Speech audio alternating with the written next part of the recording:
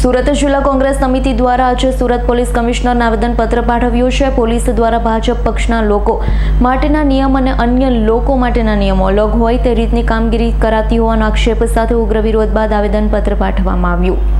National Herald કેસમાં ઈડીએ આરોપનું નામ દાખલ કરી દીધું છે, જેમાં સોનિયા ગાંધી અને રાહુલ ગાંધીનું પણ આરોપી તરીકે નામ છે। 2 દિવસ પહેલા ભાજપ દ્વારા સુરતમાં કોંગ્રેસ કાર્યાલય બહાર રાહુલ ગાંધી અને સોનિયા ગાંધીના પુતળાનું દહન કરવામાં આવ્યું। ત્યારે મામલે આજે સુરત શહેર જિલ્લા કોંગ્રેસ સમિતિ દ્વારા પોલીસ કમિશનર કચેરી ખાતે પોલીસ કમિશનરને આવેદનપત્ર પાઠવવામાં આવ્યું છે। આવેદનમાં જણાવ્યું હતું, પોલીસને તમામ લોકો સામે સમાન નિયમો લાગુ કરવા જોઈએ। કોંગ્રેસ કાર્યાલય બહાર ભાજપ દ્વારા જે પુતળા દહન અને વિરોધ પ્રદર્શન કરવામાં આવ્યું હતું તે અંગે કોઈ પણ જાતની મંજૂરી લેવામાં આવી ન હતી। પુતળા દહન વખતે તેમને રોકવાની જગ્યાએ સુરતની પોલીસે તેમને પ્રોટેક્શન પૂરું પાડ્યું હતું। આ જ વસ્તુ જો કોંગ્રેસ પાર્ટીએ કરી હોય તો તેમને રોડ ઉપર ઊભા રહેવા દેવામાં આવતા નથી।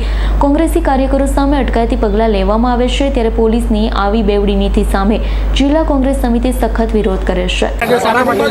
તારીખ 17મીએ કોંગ્રેસ કાર્યાલય નાનપુરા રંગોપન પાછળ ભાજપના પ્રમુખશ્રી અને મેયરશ્રી સહિત ભાજપના કોર્પોરેટરો સોનિયાજી અને રાહુલજીના પુતળાનું દહન કર્યું, સૂત્રોચ્ચાર કર્યા।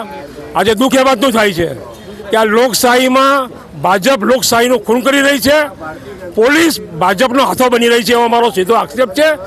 ભાજપના એક પણ કાર્યકર ઉપર કે ભાજપના એક પણ નેતા ઉપર આજ દિન સુધી કોઈ કાર્યવાહી કરવામાં આવી નથી, ડિટેન કરવામાં આવ્યા નથી, પુતળા દહનનો કેસ કરવામાં આવ્યો નથી।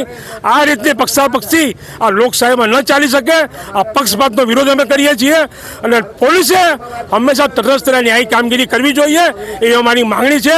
જો આ કામગીરીમાં અમને ન્યાય નહીં મળે તો અમે આગળની પણ કાર્યવાહી કરીશું। Bureau report S9 news Surat. અમારી તમામ માહિતીથી અપડેટ રહેવા માટે જોડાયેલા રહો S9 ન્યૂઝ સાથે।